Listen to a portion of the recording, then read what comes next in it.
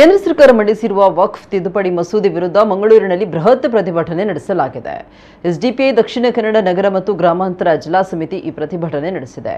ಮಂಗಳೂರು ನಗರದ ಅಂಬೇಡ್ಕರ್ ವೃತ್ತದಿಂದ ಮೆರವಣಿಗೆ ನಡೆಸಿ ಹಂಪನಕಟ್ಟೆಯ ಮಿನಿ ವಿಧಾನಸೌಧದ ಎದುರು ಬೃಹತ್ ಸಾರ್ವಜನಿಕ ಸಭೆ ನಡೆಸಲಾಗಿದೆ.